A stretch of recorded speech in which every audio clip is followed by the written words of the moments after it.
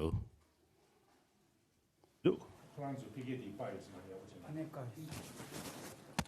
No, Kodo. Now, are you able to hear His Holiness? Everyone, do you hear? Kodo sa.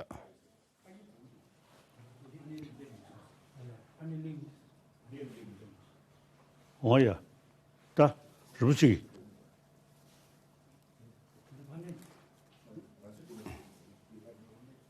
May please Lama Zopa Rinpoche.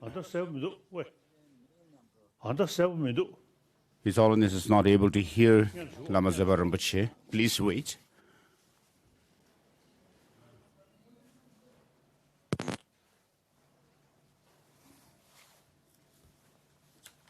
Kodo, test.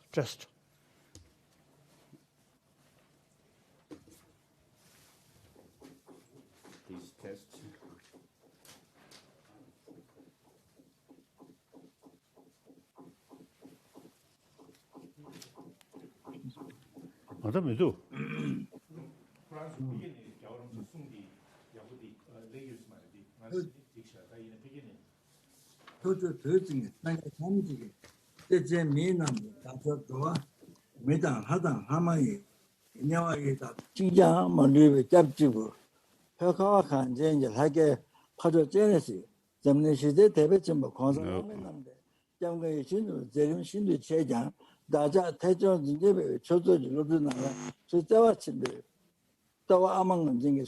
His Holiness can't hear Lama Zopa Rinpoche, it seems. So Lama Zopa Rinpoche just gave his initial teaching, introductory talk, and now we are making the mandala offering.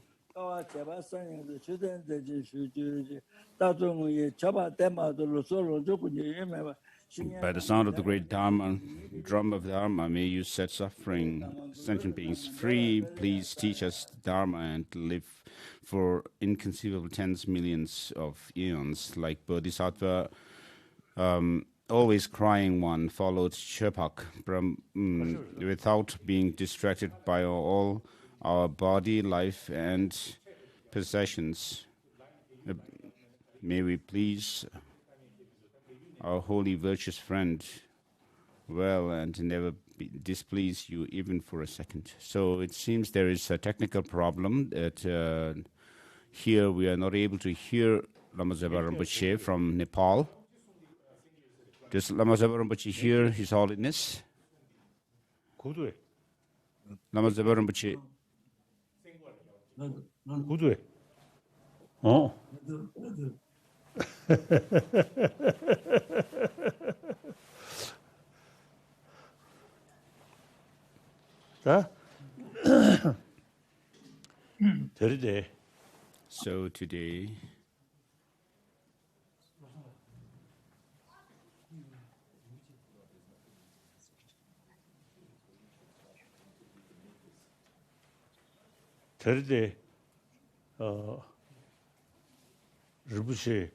So today, Lama Zopa Rinpoche, as Lama Rinpoche has requested to teach the text recognizing my mother, an experiential song of the view, and I also accepted the request very happily, and so we have decided to have the teaching on it. Does everyone hear His Holiness, or? Okay.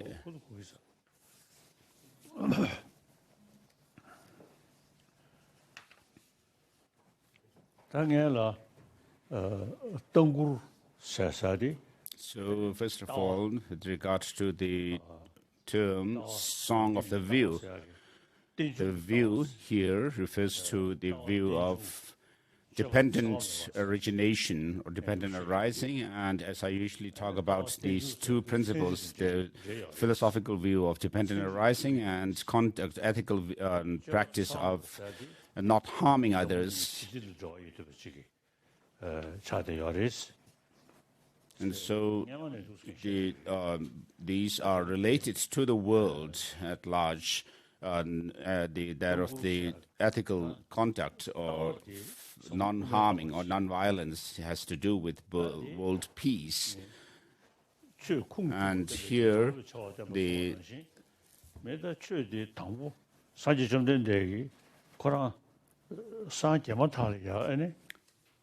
so with regard to the authenticity of the lineage of the teaching, the Buddha first, after enlightenment, said that he has found this or discovered this profound nectar-like teaching or dharma, which is profound, peaceful, and so forth. And even if he were to teach others, nobody will understand him, and therefore he will not give teachings, but remain in the forest in silence. So it seems that this first verse that he uttered after enlightenment seems to have, in a way, captured what he was going to teach later, the three turnings of the wheel of Dharma. And so the first turning of the wheel of Dharma is on the Four Noble Truths, in which he taught this is the true suffering, this is the origin of true suffering, and this is the true cessation, this is the true path. So in this way he identified the Four Noble Truths. And then how do we go about with getting rid of the first two and attaining the latter two? And therefore the Buddha said the suffering must be known, the origin must be eliminated, cessation, true cessation must be actualized, and then the path must be cultivated. And therefore, with regard to overcoming suffering, even down to the small creatures like insects do not want any suffering. And therefore, if we do not want suffering, what the Buddha has taught is that we must get rid of its cause, which is the origin of suffering. And so the origin comprise the two, which are the karma and mental afflictions. Is it possible to overcome these two or not? And therefore the Buddha went on with the third statement with regard to the Four Noble Truths.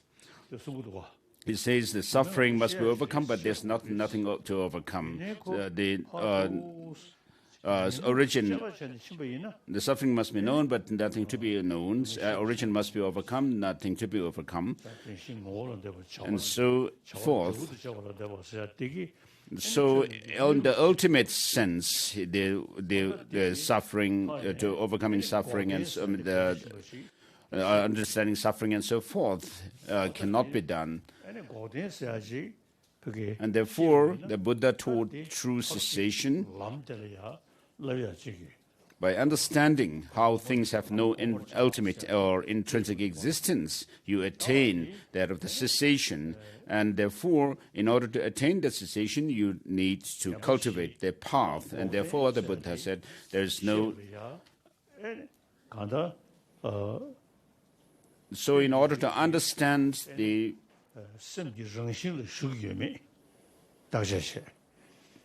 whether the true cessation can be attained or not, you need to check whether whether the suffering and its origin can be overcome or not, and whether the afflictions, defilements can do have the powerful antidotes to them or not. And therefore, Chandrakirti says, in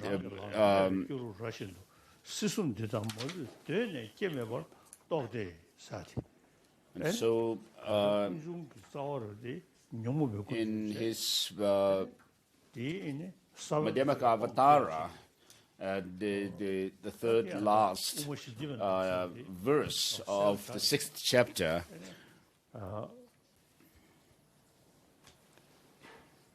where he says the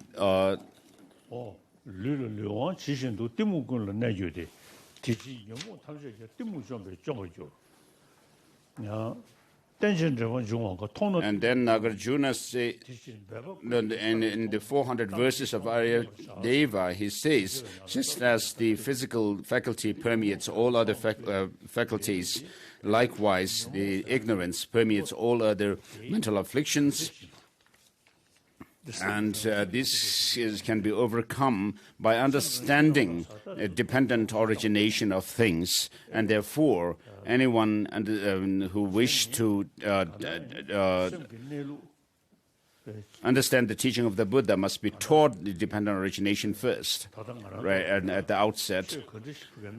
So what we need to understand is whether the defilements and suffering that it causes can be overcome or not. So since the root of all our karmas and afflictive mental afflictions is that of ignorance, as I quoted the 400 verses, and therefore as Chandakirti, I quoted Chandakirti,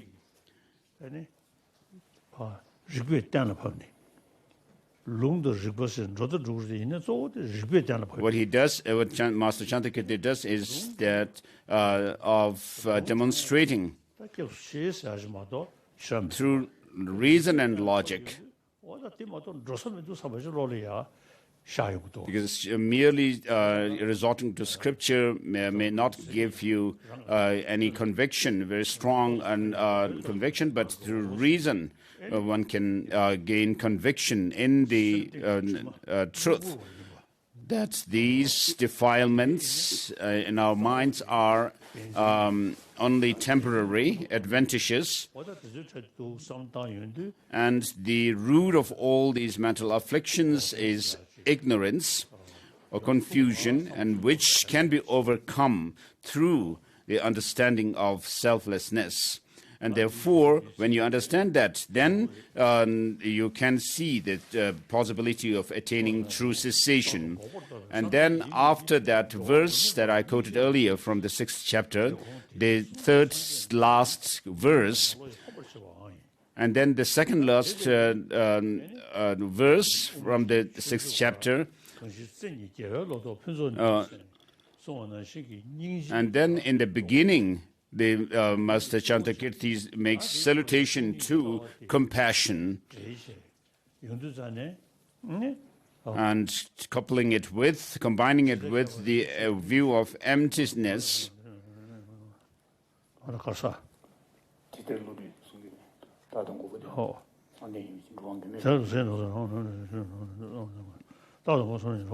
And then at the end of the 6th chapter, the Master Chandakirti says that the Bodhisattva, with the two wings of both ultimate view and ultimate wisdom of the ultimate truth and the conventional truth, flies across to the farther shore of the ocean of samsara. And therefore, with these two, the wisdom and methods complementing each other, then you will be able to reach the Buddhahood, where you, at which stage you would have overcome all the defilements in one's mind, from within one's mind stream, both the mental afflictions and the cognitive obscurations. And then in the 6th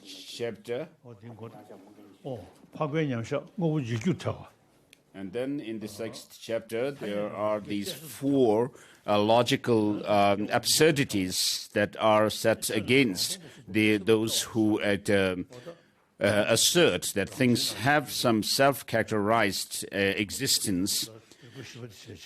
So verse number 34 to 36 of the chapter 6 of Madhyamaka Avatara sets forth these four logical absurdities, saying that the conventional truth would be able to withstand logical analysis, and that the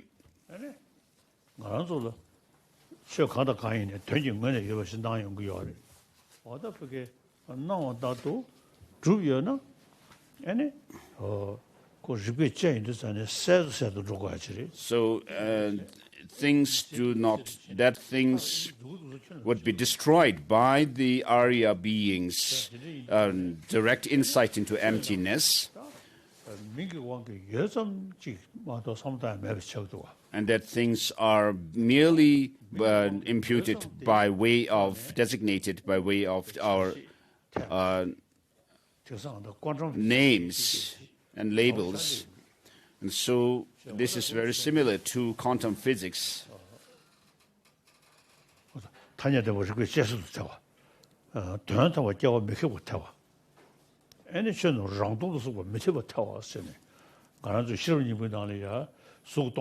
And then the third absurdity is that the ultimate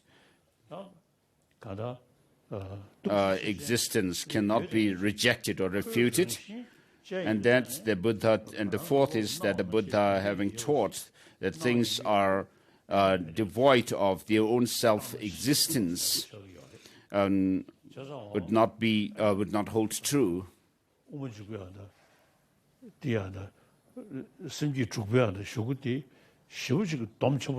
So the last verses of the 6th chapter of Madhyamaka Avatara are very powerful summaries of Madhyamaka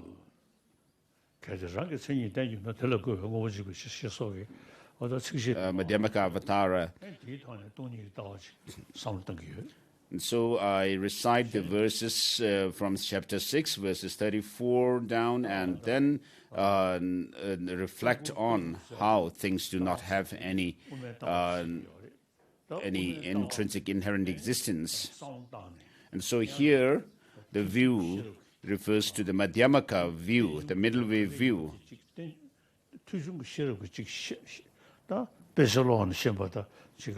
So first, in order to understand this, you need to first develop an understanding based on hearing the teaching, and teaching from a teacher, and then whatever you have heard, you need to reflect on it again and again. And so, Mula Madhyamaka Avatara, the Prasanapada, and the 400 verses of Aryadeva are very important texts for understanding the Madhyamaka view. And so in order to understand the Madhyamaka view well, you need to be also able to distinguish between the Savatantrika and the Prasankhika views. And so having heard the teaching on emptiness, you need to reflect on it. And so when you reflect on the I, yourself, as the Mula Madhyamaka Avatara says, the Tathagata is neither the aggregates nor distinct from the aggregates. The Tathagata is not based on the aggregates nor the aggregates on him. The Tathagata does not possess the aggregates. What else is the Tathagata? And so I use this verse to refer to myself, that I am not the aggregates, I am not distinct from the aggregates. I cannot possess a distinct self from the aggregates. And then the things like body and so forth are seen, usually perceived as the mind. And so what else is the Tathagata? What else am I? Who else am I? You come to that question. And therefore, when you do this kind of analysis, trying to pinpoint who you are, analyzing yourself within the aggregates or separate from the aggregates and so forth, you will not be able to find anything as being yourself. And therefore,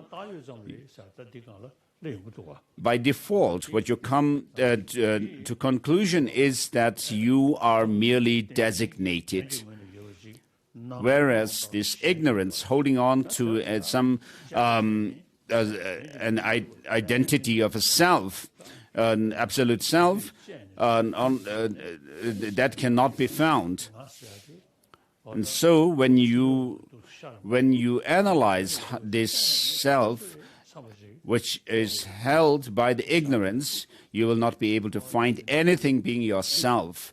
And therefore, you come to the conclusion by default that you are nothing other than being designated being. And therefore, with regards to emptiness, it is a mere negation of an absolute self. As Panchen Lobsang Chögyен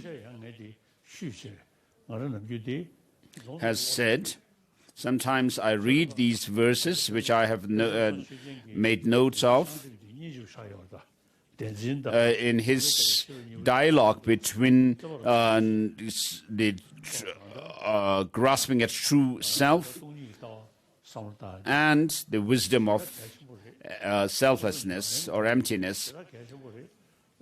So understanding emptiness is very important for your practice as well. And then it is like the creme of the teaching of the Buddha to shine the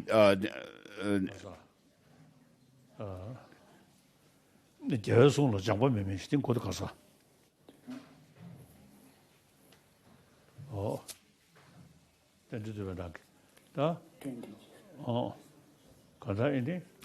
the Tsongkhapa's praise to the Buddha for teaching dependent origination. He says, I am someone who follows the Buddha, a monk, and I am someone who has not done, who is not poor in learning, and so forth. This verse.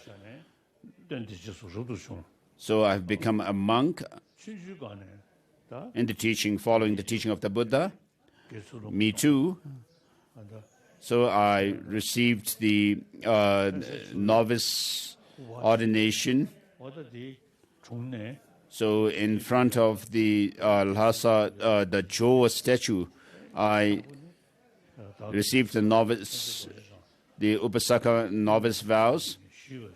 And so I received the Gelong vow from Ling Rinpoche, my abbot, preceptor. And after I became a Gelong bhikshu, and particularly after I became an exile, though I did study the Perfection of Wisdom texts and others, I particularly studied the Madhyamaka texts by Master Tsongkhapa, the 5 major texts on Madhyamaka, which are the commentaries to Mula Madhyamaka Karika, Madhyamaka Avatara, and then the Lekshe Nyingpo, the essence of eloquence, and then the 2 insight sections of Lamrim Chemo and the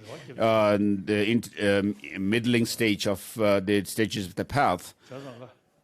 And so I have some kind of a hope that I would be able to reach a somewhat simulated experience of the true cessation.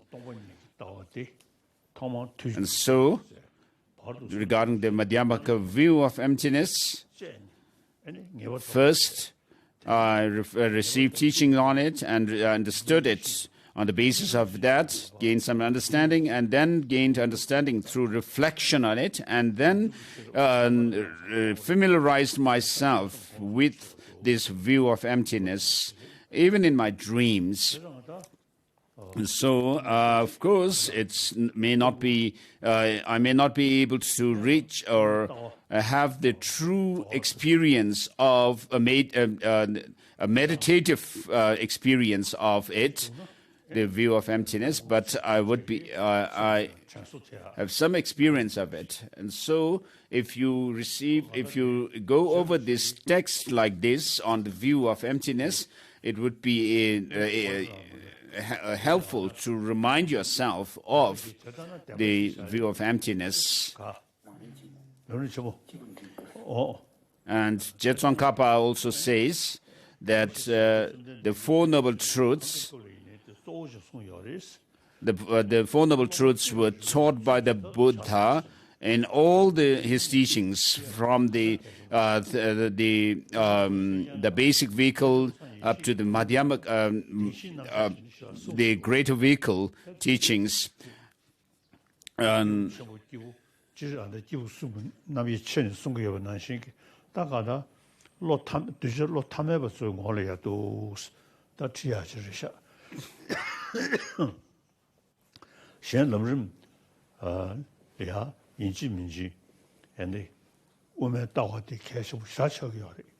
So for the stages of the path to enlightenment, Madhyamaka View becomes very important. It's crucial. So it would be helpful to read Panchen Lobsang Chogyin's dialogue between ignorance and the wisdom of emptiness.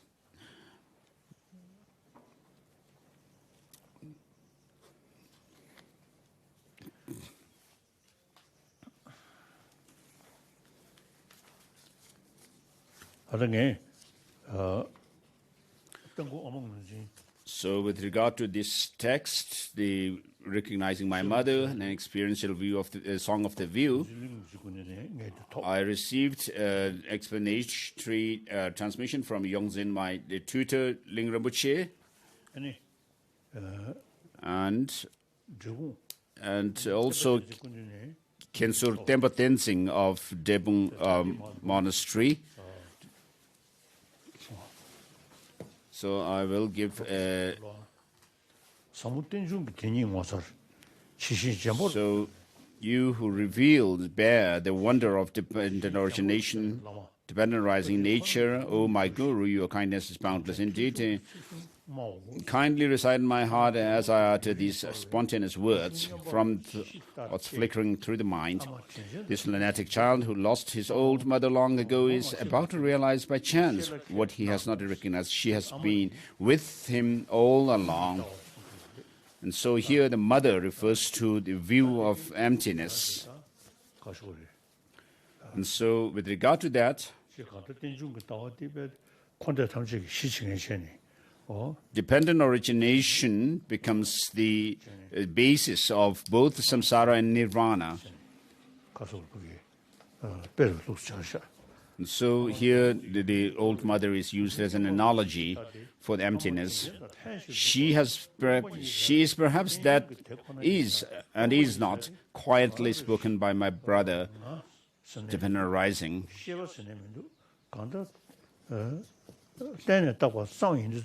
So since I am merely designated, therefore it is empty of any intrinsic existence.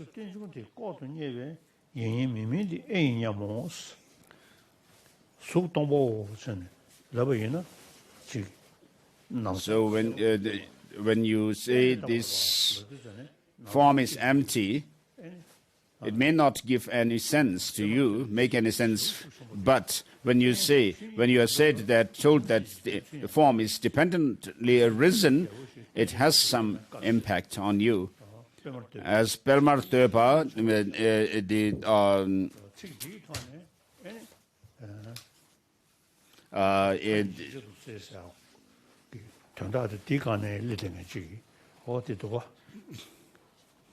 So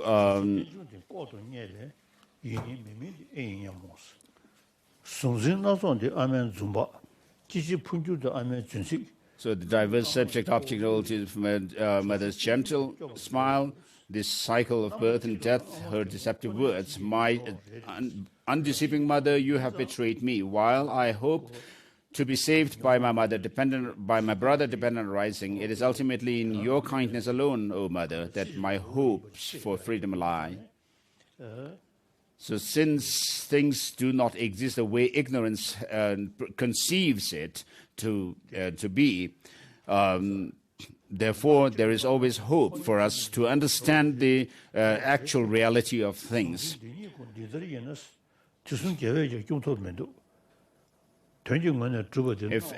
If the duality of subject and object is as it seems to be, then not even the Buddhas of the three times can save us.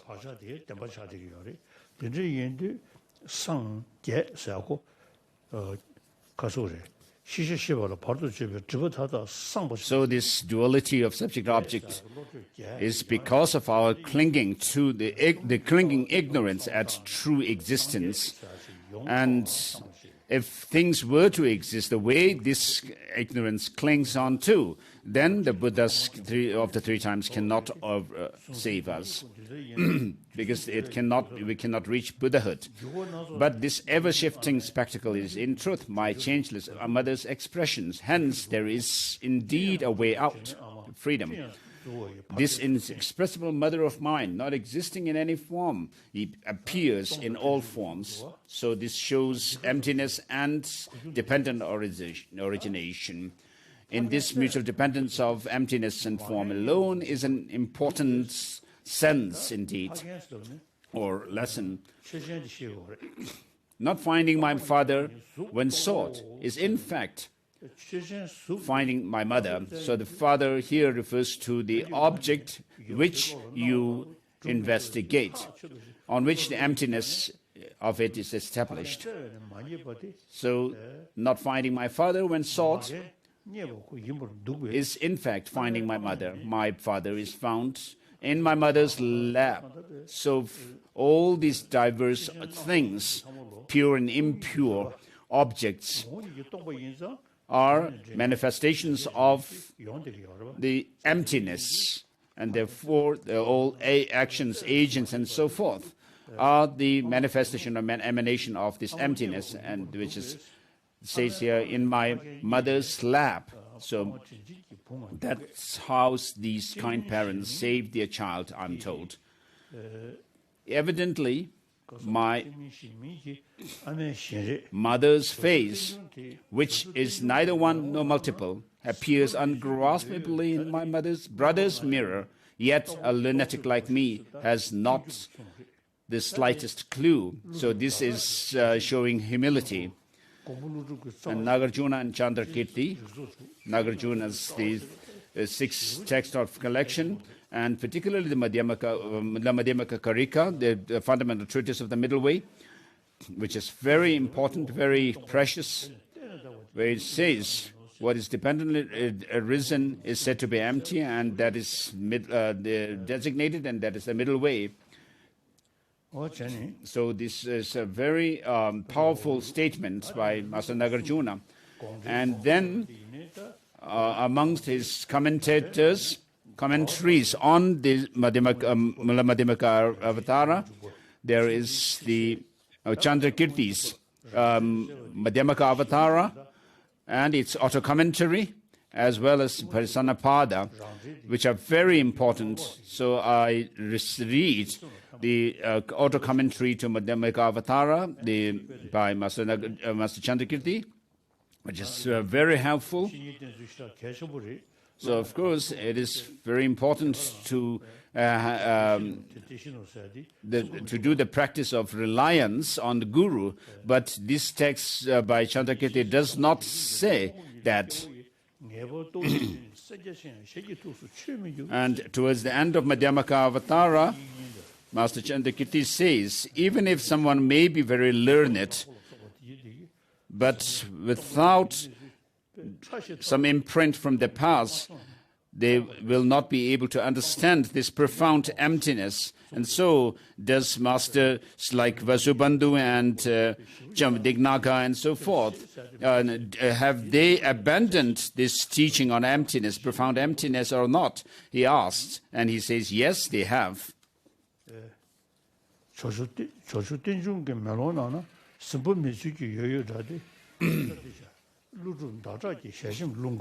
Nagarjuna and Chandrakirti set their instructions upon the wind, and Manjushri Garba, which is Je Rinpoche, Je Tsongkhapa, his writings like the Madhyamaka Avatar commentary and Madhyamaka Avatar's commentary,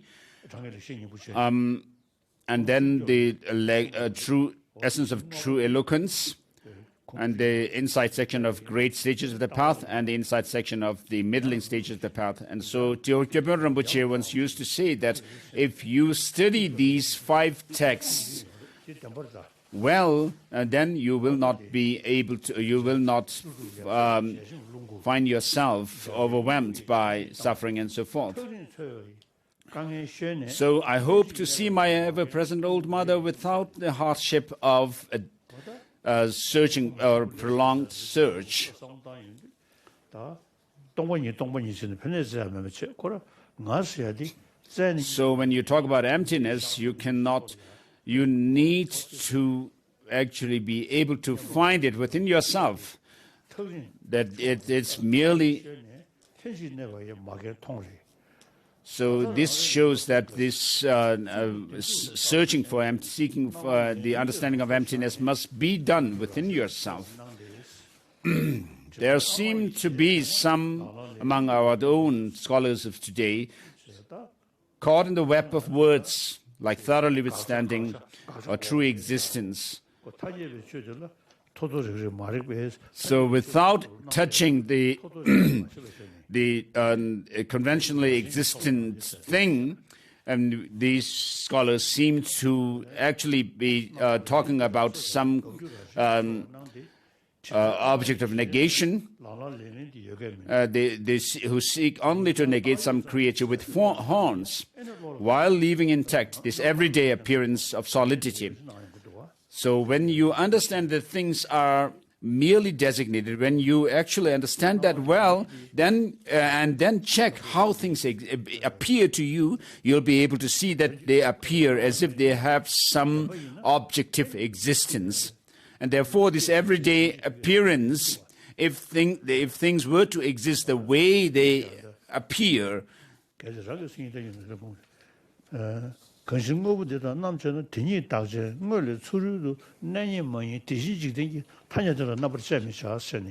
Madhyamaka Avatar says, that things cannot be found when you analyze and search for their identity and end, whereas we are not able to understand that way of existence of things, that they are merely designated, but we.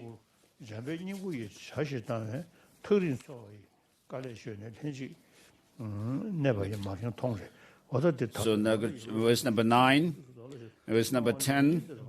So who seek only to negate some creature with horns while leaving intact this everyday appearance of reality, solidity.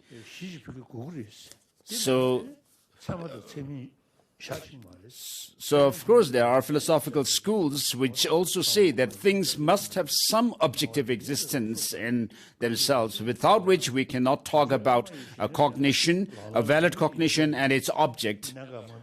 But such vivid duality is not found on my mother's unveiled face, I believe. From the protracted discussion missing the point, my old mother is liable to flee.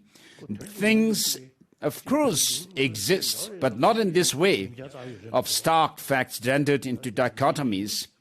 So, of course, things do exist, but they exist by way of designation. Apart from that, they do not exist, for the inseparable bond of our loving parents is more one of tenderness and joy, and therefore emptiness and dependent origination are of the same the two sides of the coin, as we say.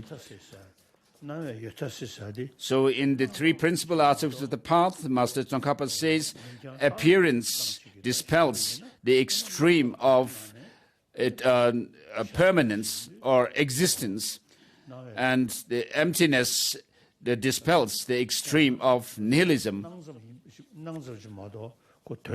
So, of course, things merely appear. There's mere appearance, and therefore the extreme of existence, eternalism, is dispelled. And therefore, since things are, since they exist not by way of their own true existence, and therefore they lack any true existence, and they do not exist objectively, but they are merely designated, and therefore emptiness does away with the extreme of nihilism.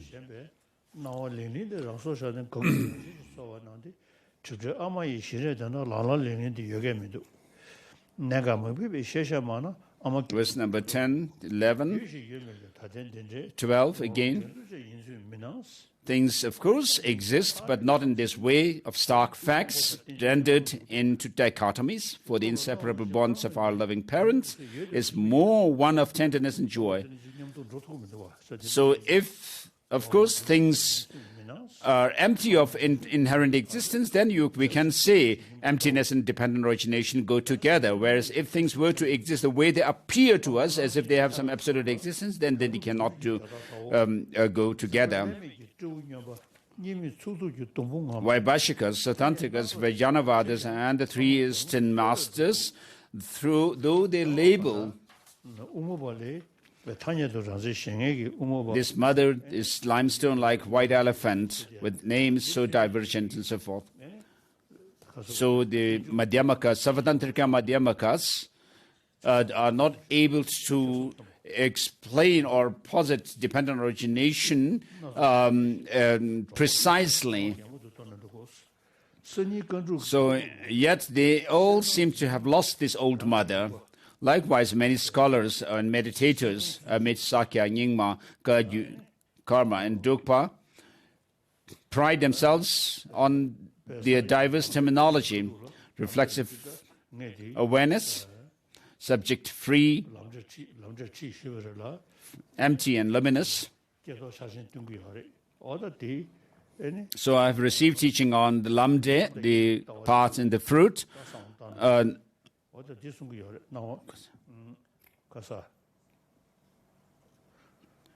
the Sakya tradition, where they talk about Seltong Zinme, which means the luminous, empty, and subject-free. So this reflexive awareness.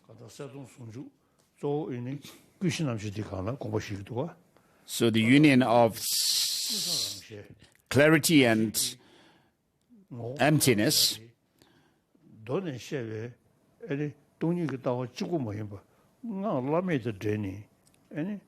So these are not only talking about emptiness as taught in emptiness, the Sutra Yana, but these are also a reference to the clay-light mind, which manifests when we dissolve, go through the dissolution process, and all these three visions are dissolve into this clear light.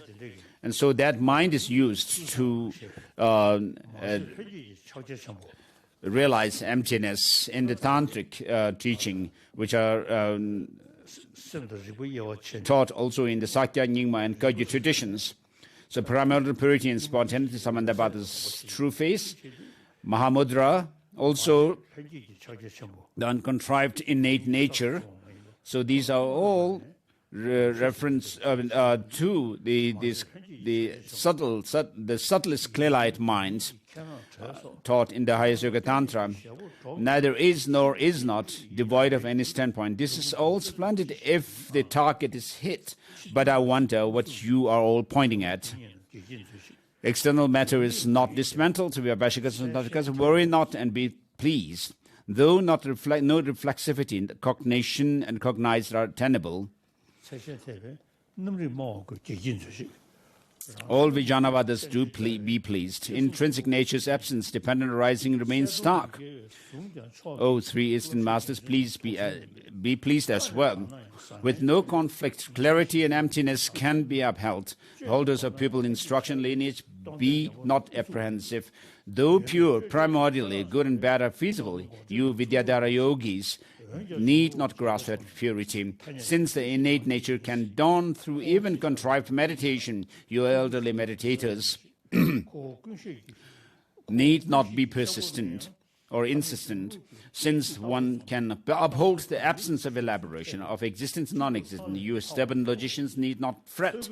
This may not all have evolved from not knowing the proper use of conventions by some wanting in erudition. I mean no disrespect to you. Do forgive me if I cause offense. Though I'm not among the omniscient brats, I do possess expertise in riding the well-bred horse of my ancestors' works, so I hope to traverse and the challenging passages through constant and dedicated striving. No search is required, for seeker is the sought. Never grasp at the true, for it is false, yet shun not this falsity, for it is the truth. And we can rest in this, that is neither nothing nor absolute. Though I may not see my mother directly, I feel I've just found my kind long-lost parents. Through hearing the mere names, they are as if right here beside me. Great indeed is the kindness of Guru Nagarjuna and his heirs. Great indeed is the kindness of Goswami Dakpa. Great indeed is the kindness of my Guru. To repay their kindness, I will honor my mother. Though the joyous celebration of noble deeds, through the noble joyous celebration of noble deeds, through the meeting of the young child awareness with his mother, with his unborn expressed by aging mother, may all mother sentient beings be led of lasting joy. Robert Dorje performed here and there now a dance of ecstatic joy and worship the three jewels, and then the colophon. So I usually read the dialogue between ignorance or grasping at true existence as with this text.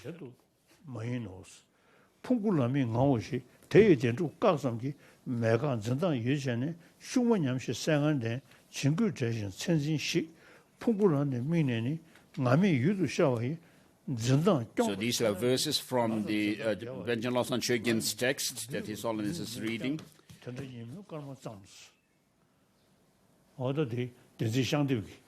So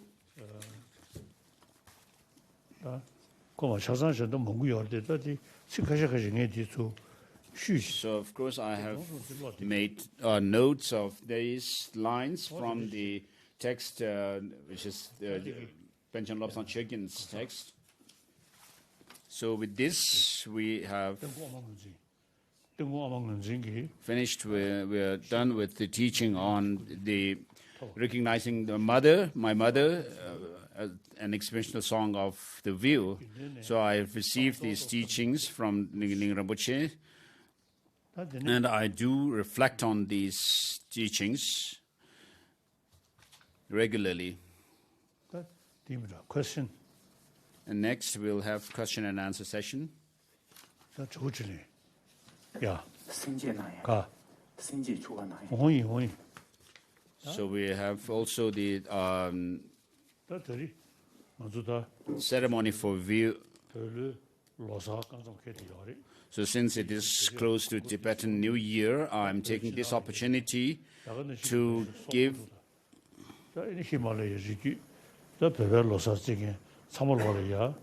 so for everyone who celebrated Tibetan New Year, the Losar, Tibetans, and then the Ladakh and people in Ladakh and the Himalayan regions, and also Mongolians, I wish to greet you all for the new year.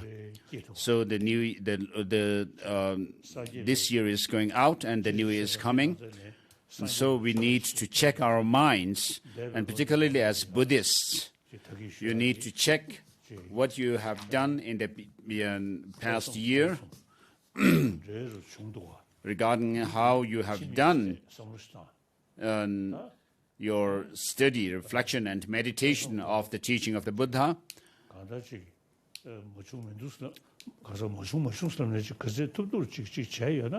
So if you have done something to the best of your ability, however small it may be, then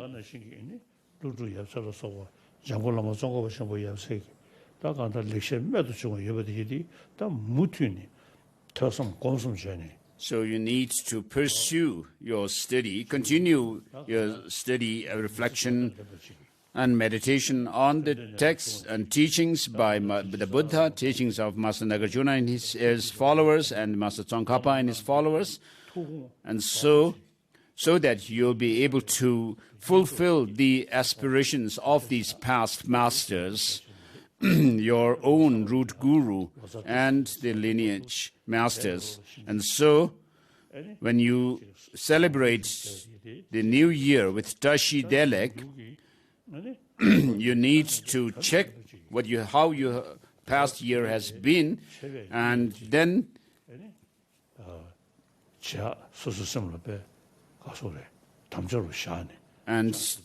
when you enter the new year, you need to make a resolution that you will do the things pertaining to the Dharma that will be an offering of your practice to please the Buddha. So Tibetans inside Tibet, so I sometimes see online through televisions, or so everyone in Tibet has this devotion to Avalokiteshvara. So they have a very strong faith in me, and this, of course, gives them peace of mind.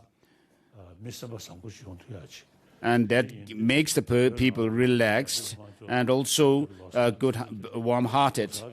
So I wish to greet Tibetans inside Tibet with Tashi Delek for the new year.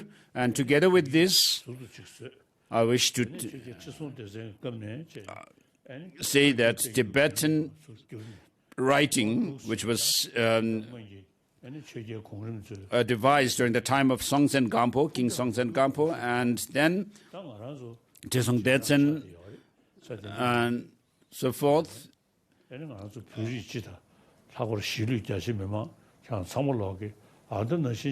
So Tibetans in general, and particularly those inside Tibet,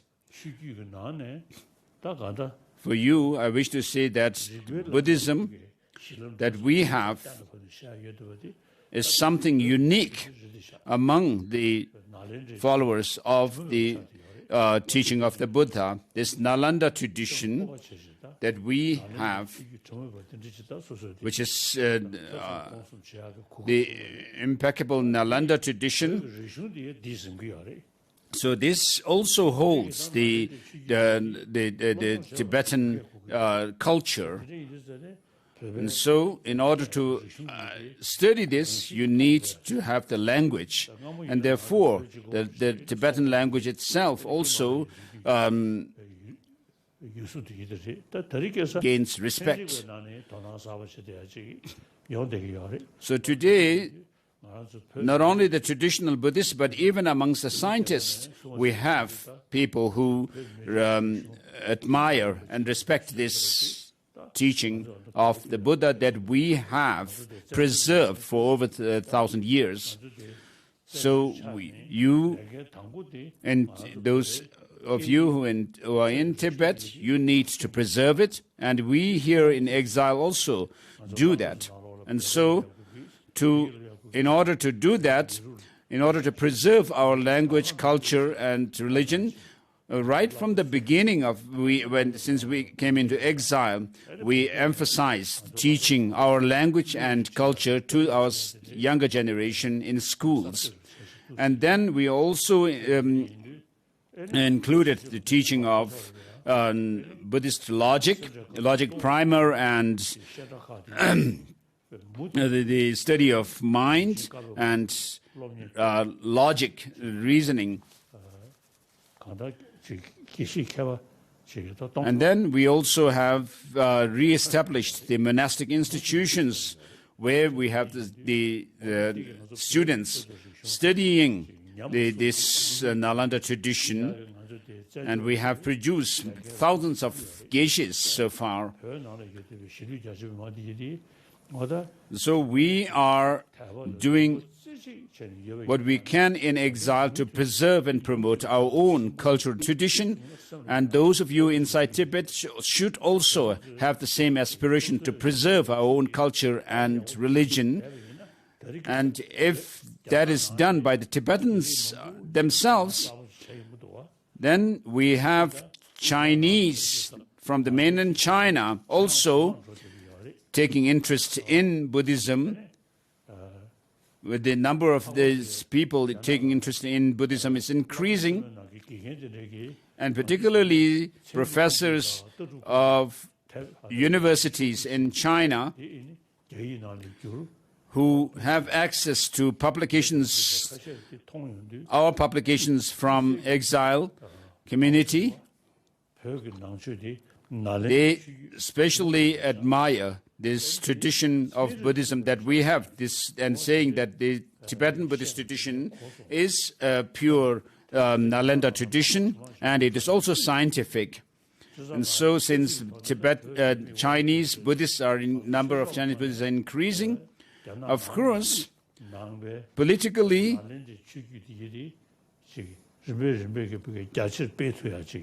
we are under the rule of the Chinese government. But religion-wise, we may have the opportunity to spread the teaching that we have of Buddhism to the Chinese people as well. And so this is what I wish to express to you for the new year. And now, with regards to the Bodhichitta ceremony,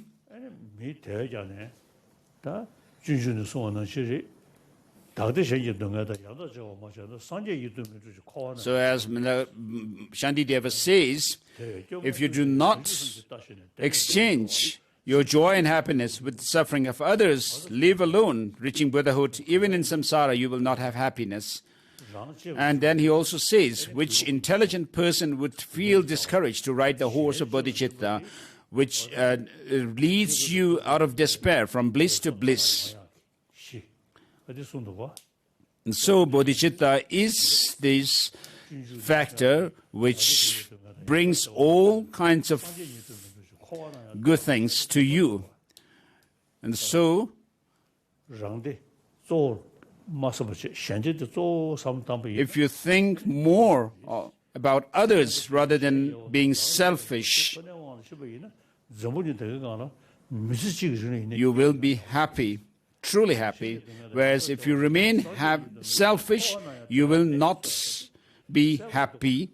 Even if you wish to have happiness, it will not happen, as Shantideva himself says in this verse. Even in samsara, you will not have happiness. So bodhicitta is something incredible. So even if someone may not be religious, but if they are warm-hearted, they think of helping others, of course they will have happiness. So if you remain selfish, on the other hand, you will always be suspicious of others. You will have fear, anxiety, and so forth. And people around you will not have happiness. And if you remain altruistic, you will be peaceful, and people around you also will be happy.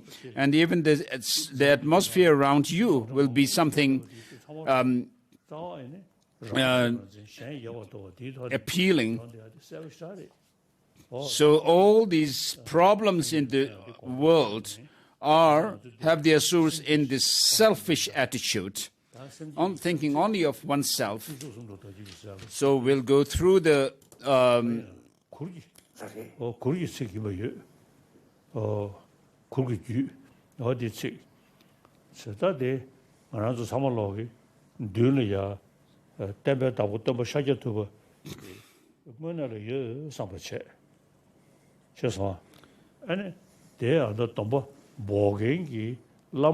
So imagine the Buddha, the founder of the teaching, in front of you in the space, and think of me as the messenger between you and the Buddha. So the Buddha, whose qualities of wisdom, compassion, and power are incredible, first generated Bodhichitta and then went through the accumulation of merit and wisdom over 3 countless eons, and then finally became fully enlightened. And this enlightenment came about particularly through the practice of compassion. So from my side, for you, this will be my gift for you for the New Year, Tibetan New Year.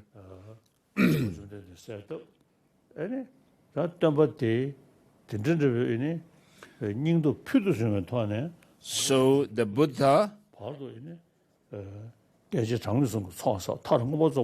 with great compassion and courage, he generated Bodhichitta and then went through the accumulation of merit and wisdom and finally became enlightened. So of course there are many other religions in the world, but the teaching of the Buddha is something, the depth of which you will be able to fathom if you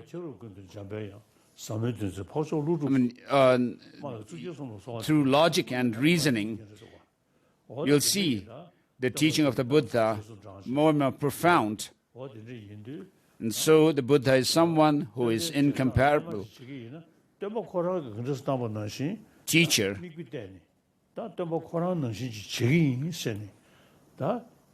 So if you wish to follow the teaching of the Buddha himself, you need to actually, if you wish to follow him, you need to follow his teaching through understanding it. Otherwise, it will not make any sense to follow the Buddha without taking interest in his teaching. So, visualize the Buddha in front of you and consider me as your messenger between you and the Buddha.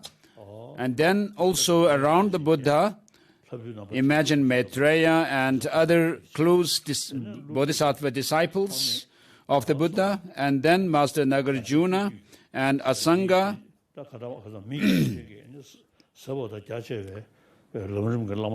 So, in other words, the lineage masters of the stages of the path to enlightenment, the extensive and the profound lineages.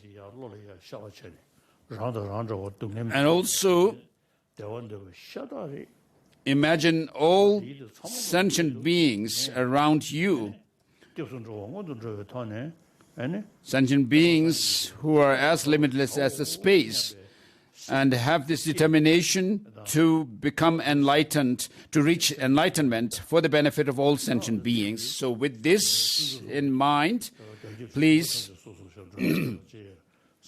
repeat these lines. So I seek refuge in the 3 jewels and so forth. And in this text, we have, in order to fulfill the aims of myself and others, I shall develop the spirit of enlightenment. And so there's no greater thing than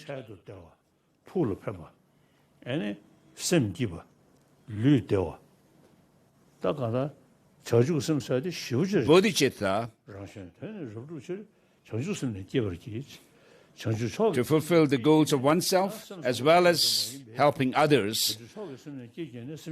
And Bodhichitta will bring both the temporary as well as the lasting goals of happiness and fulfillment. Therefore, in order to fulfill the aims of myself and others, I shall develop the spirit of enlightenment. Having developed the spirit of highest enlightenment, I shall invite all sentient beings as my guests.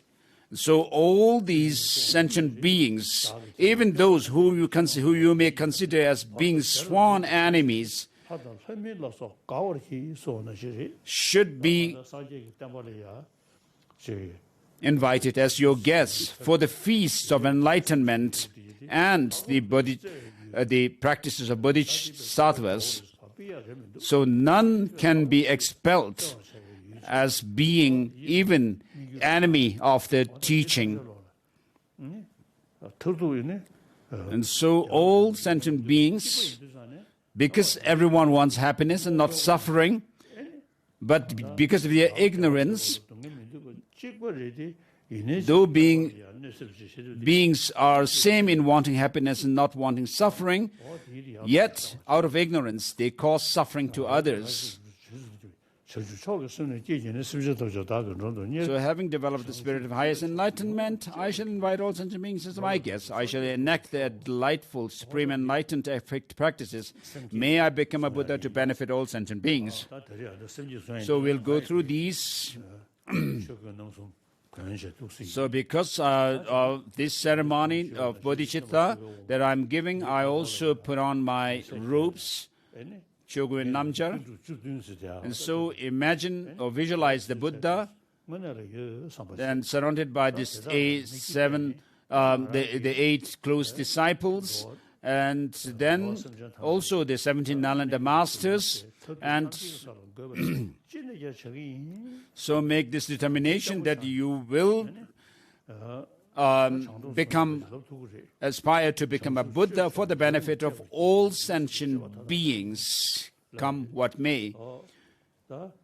So in order to engage in the Bodhisattva, all practices of Bodhisattvas, you are taking this Bodhisattva. So of course, if you take the Bodhisattva vow, you need to observe the 18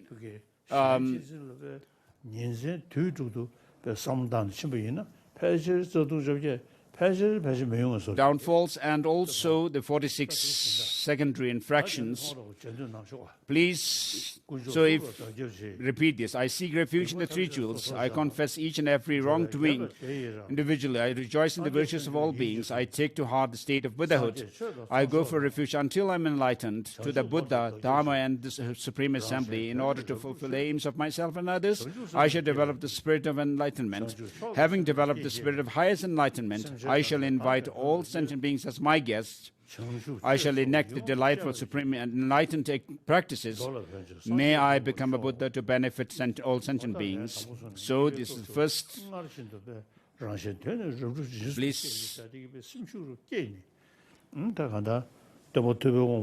So whip up your courage or determination further when you repeat these lines. Having developed the spirit of highest enlightenment, I shall invite all sentient beings as my guests. I shall enact the delightful, supreme, and so forth. So just as the Buddha and the Bodhisattvas have gone through the practice, I will also follow suit. I seek refuge in the three jewels. I confess each and every wrongdoing. I rejoice in the virtues of all beings. I take to heart my state of Buddhahood. I go for refuge until I'm not the Buddha, Dharma, and Supreme Assembly. In order to fulfill the aims of myself and others, I shall develop the spirit of enlightenment. Having developed the spirit of highest enlightenment, I shall invite all sentient beings as my guests. I shall enact the life of supreme enlightened conduct. May I become a Buddha to benefit all sentient beings. Please.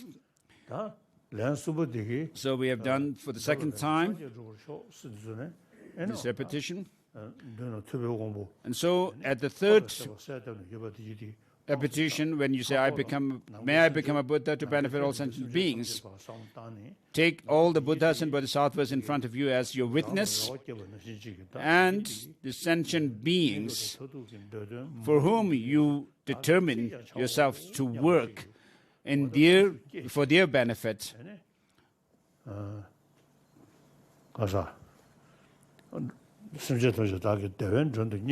So having called all sentient beings as your guests for happiness, you make your pledge to do everything for their benefit. I seek refuge in the three jewels. I confess all misdeeds. I rejoice in the virtues of all beings. I take to heart Buddha's enlightenment. I go for refuge under them enlightened, the Buddha, Dharma, and Supreme Assembly. In order to fulfill the aims of myself and others, I should develop the spirit of enlightenment. Having developed the spirit of highest enlightenment, I shall invite all sentient beings as my guests. I shall enact the delightful supreme enlightened conduct. May I become a Buddha to benefit all sentient beings. Today my life has borne fruit. So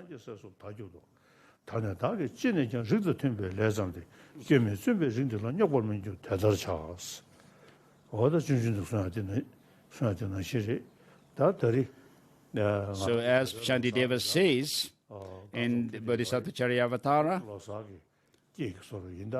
so because the Tibetan Losar New Year is approaching, this is my gift for you for the Losar, the New Year.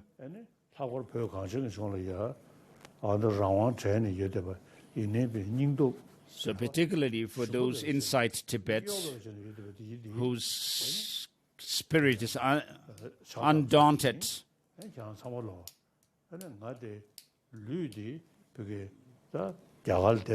so though I live in India physically and I've not been able to remain in Tibet, but with regard to helping other human beings, I've been able to do more living in exile than being in Tibet. So you should feel at ease thinking that His Holiness the Dalai Lama is able to serve humanity well, living in exile. So next, let's go do the question and answer session. Question now. Please start your questions. Your Holiness, on behalf of the Foundation for the Preservation of the Mahayana Tradition, I would like to offer our deepest gratitude for giving this precious teaching at the request of Lama Zopa Rinpoche. We now have some questions from the members of the FPMT organization from around the world. First up, we have Venerable Katzen from Queensland in Australia. Good day, Your Holiness. May you live a long and healthy life and continue to care for us with your great compassionate wisdom. My question is, the Madhyamaka View is taught to us using the writings of Nagarjuna, Chandakirti, Tsongkhapa, and more. They present assertions and refutations which are based on different Indian philosophies, both Buddhist and non-Buddhist schools of thought. Buddhism now taught in other societies which have different cultural and religious dispositions and are widely affected by theistic Abrahamic religions which believe in a creator God. Many people believe in the existence of a soul. The Indian tradition does not directly address these belief systems. For example, the soul, as asserted in the West, is similar, but also slightly different to the assertions of self, which are asserted and refuted by the Indian texts. Does Your Holiness think that there is a need and a way to adapt the way the Madhyamaka View is now taught outside of the Tibetan tradition to reflect these dispositions and make the teachings more current in these new places? Thank you and Happy New Year, His Holiness. Oh, yeah.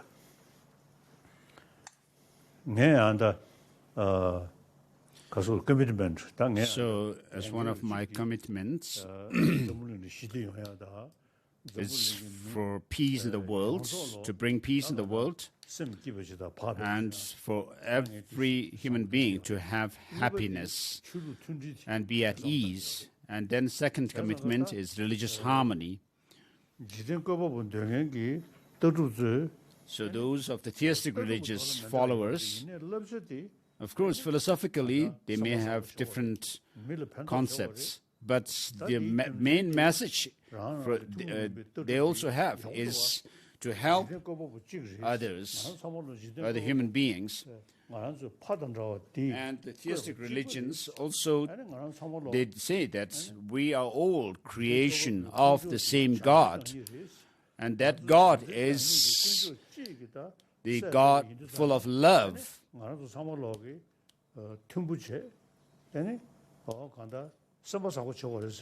And therefore, they also give the message that all of us also must be in harmony with each other.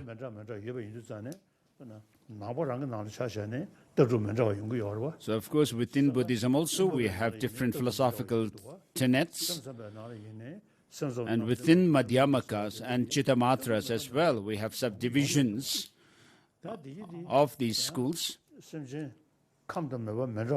So, according to the mental dispositions of the different beings, we have different philosophical concepts as well. But the message all these traditions have is not to harm others, but help others. So most of these religions have the same message.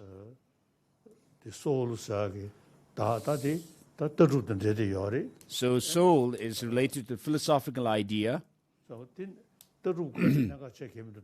So I don't consider it very important, as it was already said in the Recognizing My Mother. So despite these differences, everyone is taught to have a good heart. So when you emphasize the main message that we practice, it doesn't really matter much. Whereas philosophically, of course, there are differences. Next.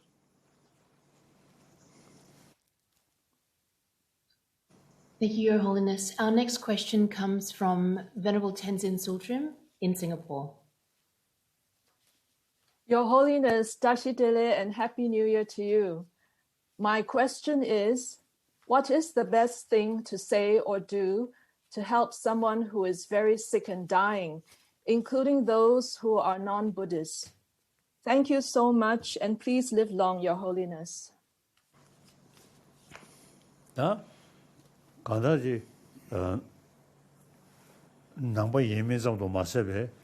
So whether people are Buddhist or not, or religious or not, without making any distinction, if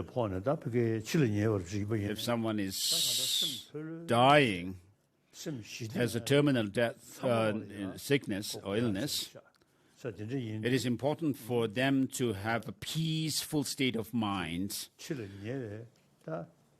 as they approach death. So the doctors and nurses and other people related to them who take care of them, they should try to keep the person peaceful. Of course, if the person dying does have a belief in a religion, then of course they need to be reminded of their belief, God or whatever. Whereas even if they may not be religious, they should be made to feel at ease. So if someone is thinking, of course, believe in reincarnation, rebirth, of course, then we should do accordingly to help this person. Whereas if someone does not have any belief in rebirth, it is important still to keep their minds relaxed and be at ease, peaceful, because if they feel agitated, then it's not good. Especially if you believe in rebirth, such agitated mind will have impact in the next life. So the doctors, mainly the doctors, nurses, are very important. It's very important for them to do their best to keep a peaceful state of mind in the patient. So from my own experience, when I see doctors and nurses smiling at me, I feel at ease. Whereas if the doctors and nurses show some kind of a serious face, then that doesn't give me, that makes me anxious as well. And so it's very important to keep the patient, the sick person dying, very peaceful. Next. Next, I would like to welcome Dechen Bloom from Vermont in the United States to ask his question. Thank you to Your Holiness for giving this talk to us, and thank you to Lama Zopa Rinpoche for requesting it. My question for you, on behalf of other young people around the world, is how to best deal with feelings of isolation and loneliness due to the pandemic. Does Your Holiness have advice for how to be more happy and content without as many social interactions? So, of course, it is true, due to this pandemic, people are not able to gather in big groups. So this has to do with our own health, taking care of our health. So the children, of course, sometimes you may be able to gather together to play some sports like football or something. But if you are alone, it would be good to read books. Of course, because of this, usually you may be playing with others, other children, and get distracted. Whereas if you, because of this pandemic, thanks to this pandemic, you also have the opportunity to stay focused, reading books, staying alone, and religious practitioners, they do sit alone in their own hermitage doing their practices. So this pandemic has given us an opportunity to stay by yourself, to read books or listening to teachings and so forth that are available on the online.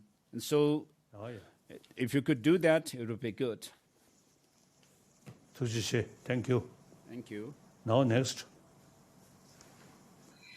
Up next, we have Venerable Tenzin Namjong from Sarah J in India.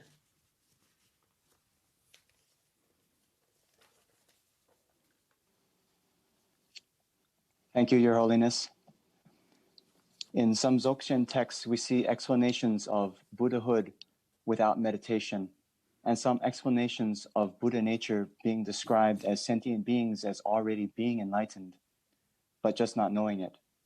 How do we rectify these views of a sort of instant enlightenment with a more traditional presentation of Lama Tsongkhapa, that enlightenment comes through a lot of effort, through a gradual path to enlightenment, and especially that the realization of emptiness needs a lot of effort into identifying the object of negation? So as I already said before, in the Mahamudra and Dzogchen, it is not only meditating on emptiness of objects outside objects, but it is the main focus is meditating on the emptiness of your own mind. So in the Dzogchen tradition, they talk about the Rigpa, the pristine awareness, maintaining that awareness without being tinged or affected by our grasping.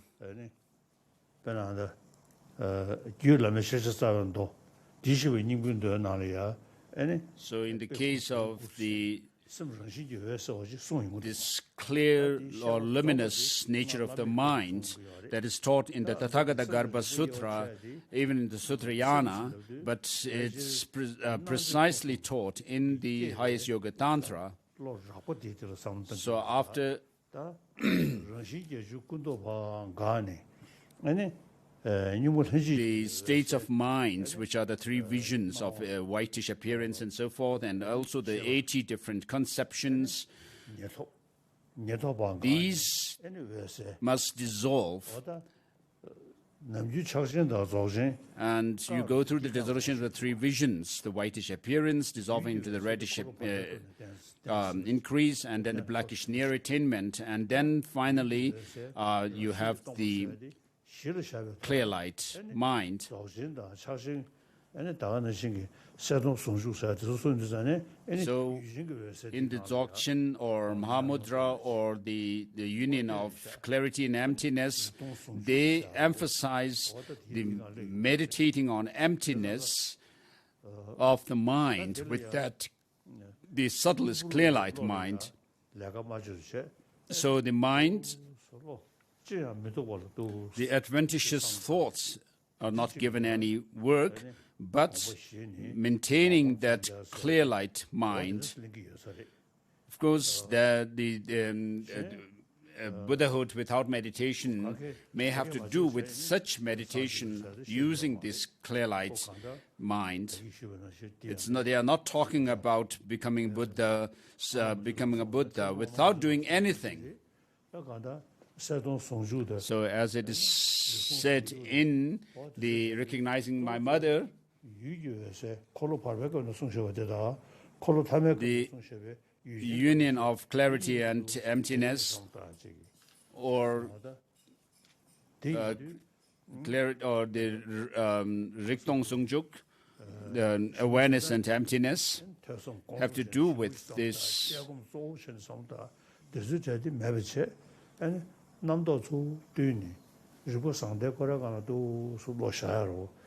So in the Dzogchen tradition, the practitioners maintain this Rigpa, this pristine awareness,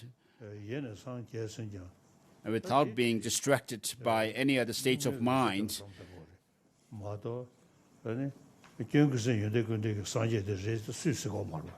So, and the second part of the question, which talks about the all sentient beings being enlightened from the beginning, right from the beginning, does not mean that literally, but what this refers to is the Tathagata Garbha that we talk about, which is the potential for enlightenment that we have.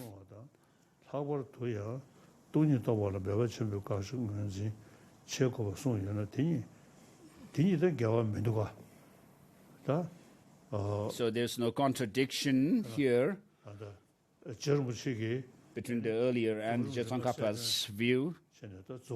So in Tsongkhapa's Rimnga Setran, the elimination of the 5 stages, he mentions that after the dissolution of the 3 visions of whitish appearance and so forth, then you actually come down to that clear light mind. So through your meditation,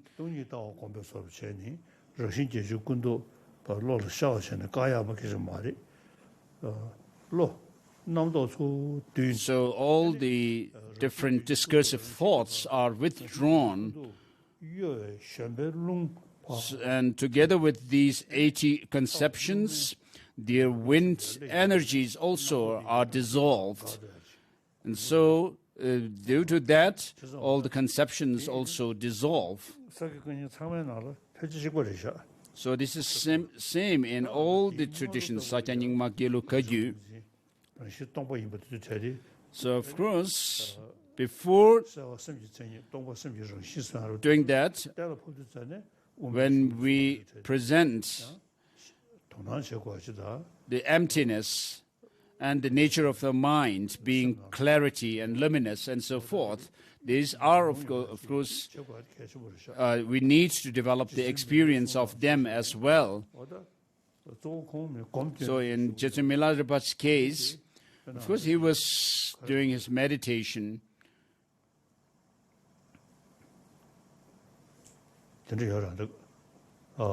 In his songs,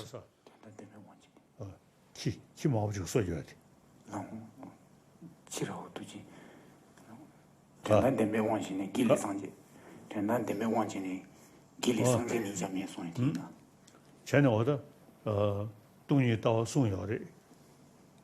when he was bitten by a dog,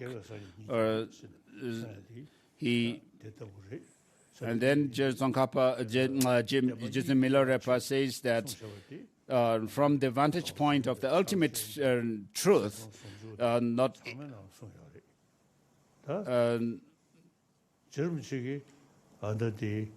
even the Buddha does not exist.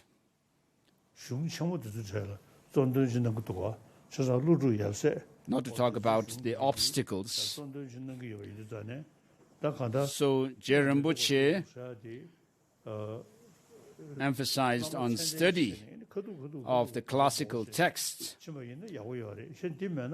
So of course, when you do meditation, without much learning, you need to have a fully qualified Lama who leads you through the meditation. Otherwise, just receiving some instruction and doing your practice, you may fall into the pitfalls.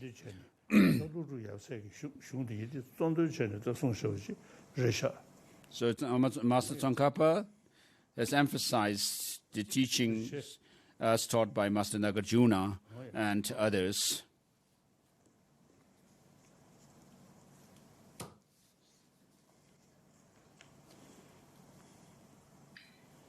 Your Holiness, the next question comes from Jackie Yip in London, England.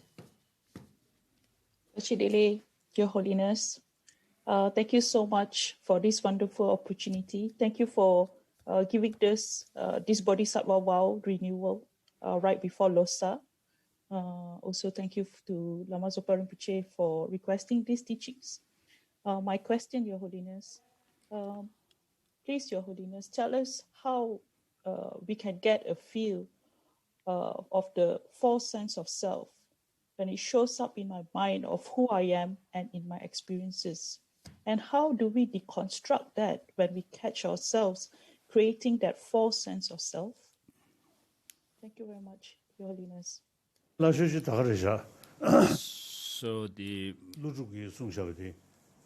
as Master Nagarjuna says, not the aggregates, not things from it, is not based on them, and they are not based on it. And the Tathagata does not possess the aggregates. What is the Tathagata? What else is the Tathagata? So you can use that with reference to yourself. I'm neither the aggregate, nor different from it, and so forth. Who am I in the end? So usually we do have a sense of self, thinking of me, my body, my speech. If you ask whose voice is that, you'll say it's mine. But without doing any ultimate analysis into this, when you will think my speech, my body, and so forth do exist.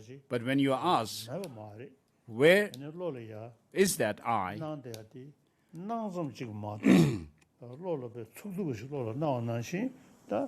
So, of course, that I or yourself exists through appearance, through this mere appearance. But you do not exist the way you appear to your mind, as if it has some kind of an absolute objective existence. So Master Chandrakirti also says that if you try to search for your identity of a self through the sevenfold in the seven terms, as analyzing a chariot, you will not find anything as being yourself.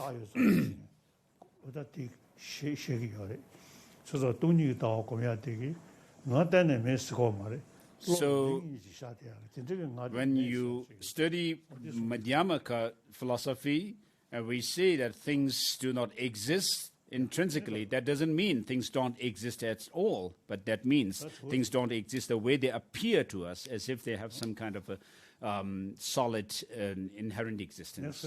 Next question, please. So our next question and the following one are the last two. The next question is number 6. It's Sam Go from Portland in the United States. Tashi Dilek, Your Holiness, thank you for being such an inspiration for all of us. Please continue to teach and live long. My question is, as politics becomes more and more polarized across the world, does Your Holiness have an advice for how to engage compassionately with people who are aggressively oppositional? Whether we pick a side or not, there are many people around us who disagree, sometimes with violent intent. As practitioners aspiring to Bodhichitta, are there ways to engage with such people in a compassionate and beneficial way?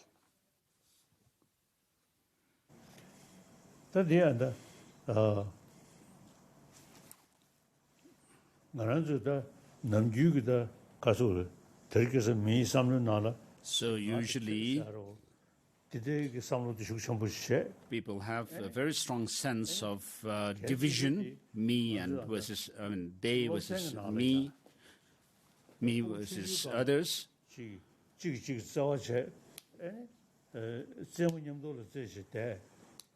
So of course, as children, we played together.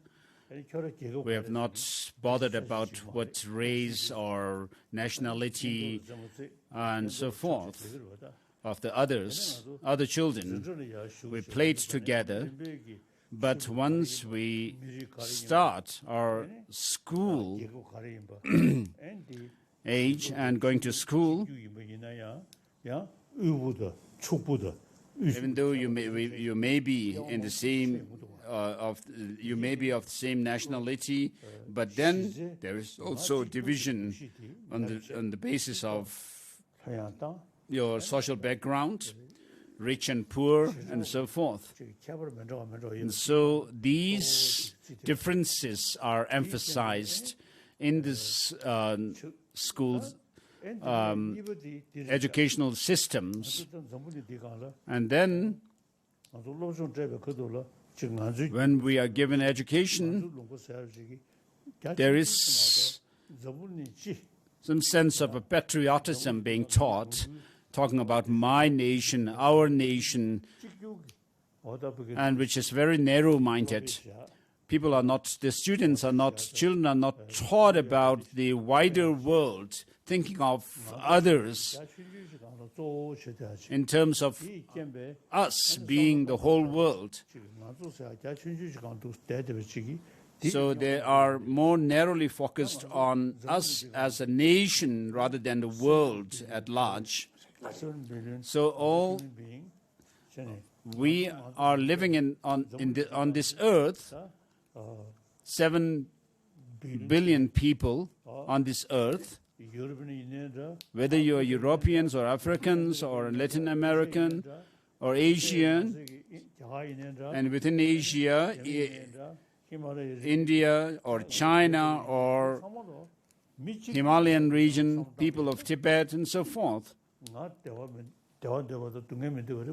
So if you think of the whole of Asia or Europe or so forth and so forth,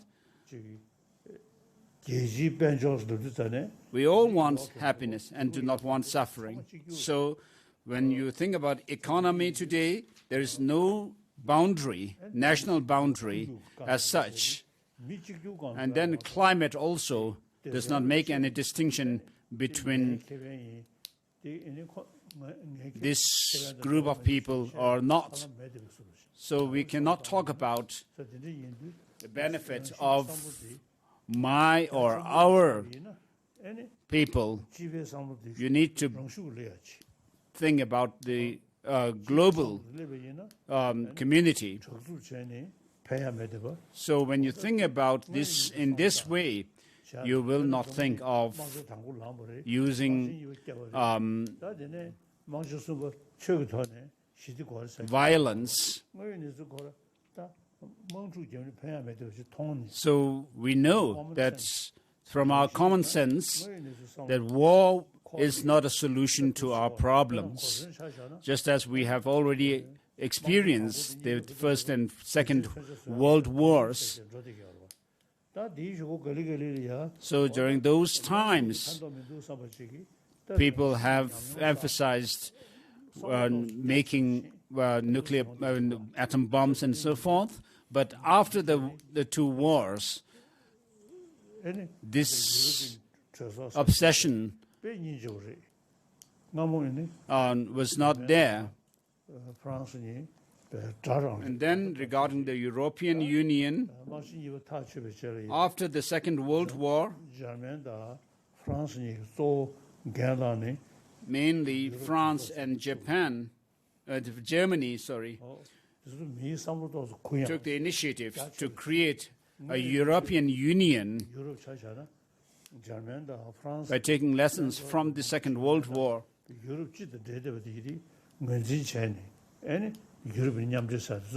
So they recognize the commonality between the European nations, and therefore came up with this idea of European Union and set it up.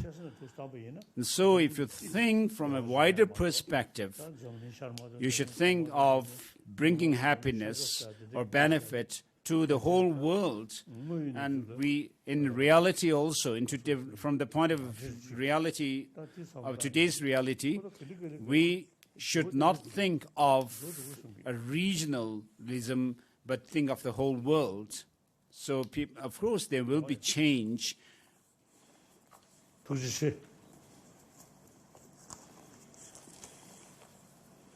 Next will be our last question for today, and it is from Venerable Tenzin Drolma in Dharamsala, India. Good morning, Your Holiness. I wanted to ask, is the realization of subtle impermanence sufficient for realizing emptiness? How does the realization of emptiness remove the ignorance more thoroughly? Thank you, Your Holiness. So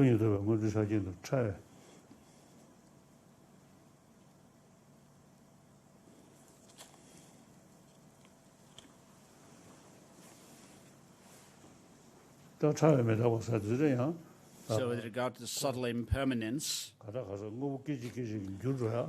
so of course things change moment by moment. And you also use this understanding of the subtle impermanence to counter your sense of permanent self. Of course, this is not sufficient for realizing emptiness. The Shravakas and Vatyeka Buddhas do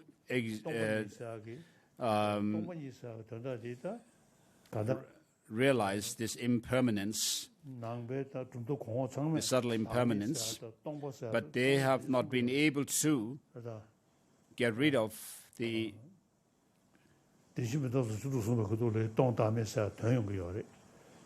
all the defilements. So with regard to emptiness, you need to think, just as there are degrees of subtlety within the self-grasping, likewise there is degrees of subtlety in selflessness. For example, the selflessness is established or demonstrated or taught by Master Asanga and his followers,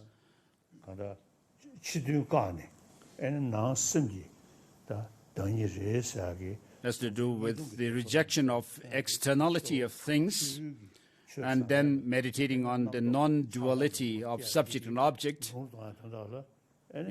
This is done in order to reduce our attachment to objects outside, external objects. And even in quantum physics, they do talk about there being no objective existence. So the non-duality of subject and object is taught to counter our attachment to external objects. As I already quoted Master Chandrakirti before, this Chittamatra view, where they say there's no externality of things,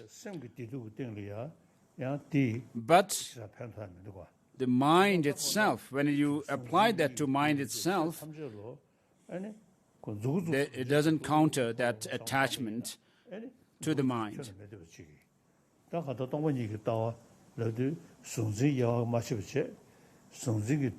So without making distinction between what is external or internal, everything, internal and external, when it is said that they are without any intrinsic existence, then you are actually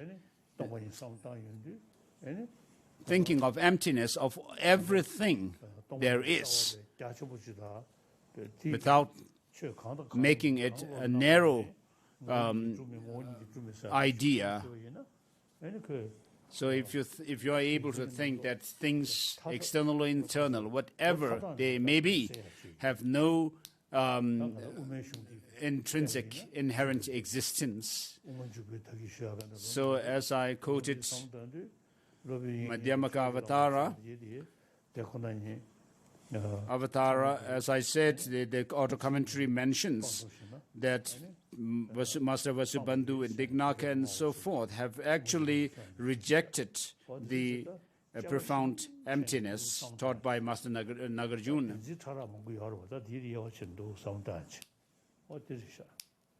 So you need to think about the different degrees of subtlety of the selflessness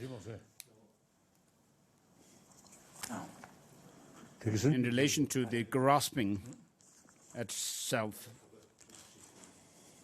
Your Holiness, thank you so much. I would like to now welcome Lama Zopa Rinpoche back to give his conclusion and dedications for the teachings today. Thank you.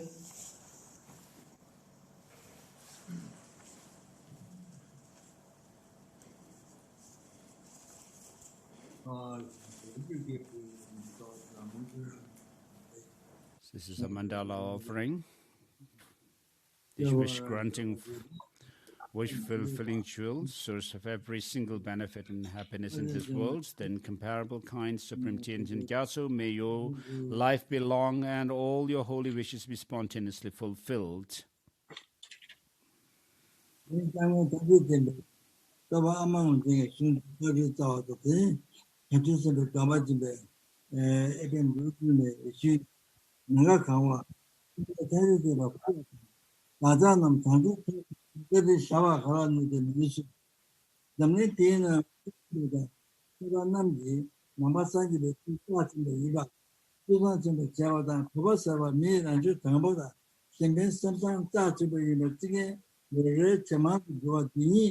That in this world, Buddhism is considered by scientists and scholars to be so precious and valuable, and that each year Tibetans are held in good regard by more and more people as human beings who are in sincere in nature with good thoughts and to benefit others. Is totally and solely due to your kindness, precious refuge, Savior. But I'm an ignorant one. I have explained this. If there are people who can't accept it, then the seventh Dalai Lama Geshe Gyatso says, in view of the mind stirred up by delusions in spirits and spirit possessions, even though we feel it's right, it is like the dancing act of a crazy one. However, many multitude of vices look down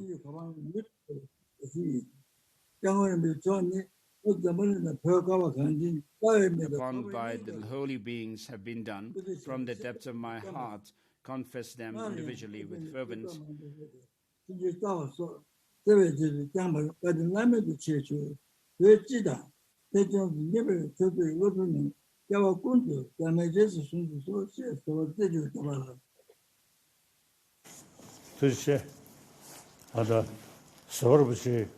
So, Lama Zopa Rinpoche, we have known each other.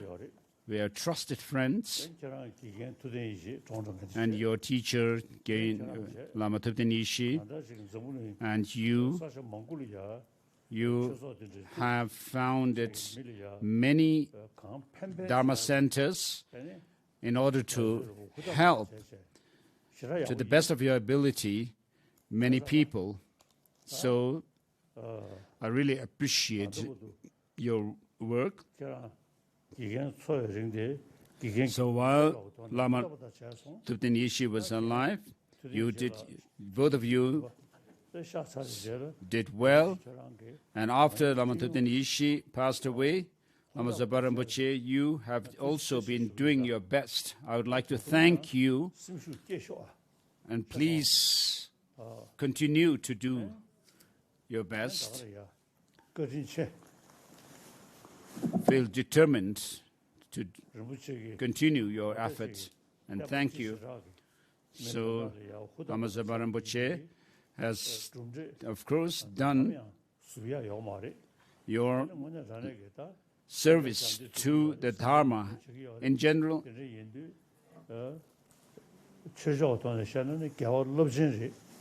and the specific traditions. Whatever you have done cannot be obliterated. So you are giving advice to people, whether they are believers or not. What you do to help others is very good. So thank you, and Tashi Delek.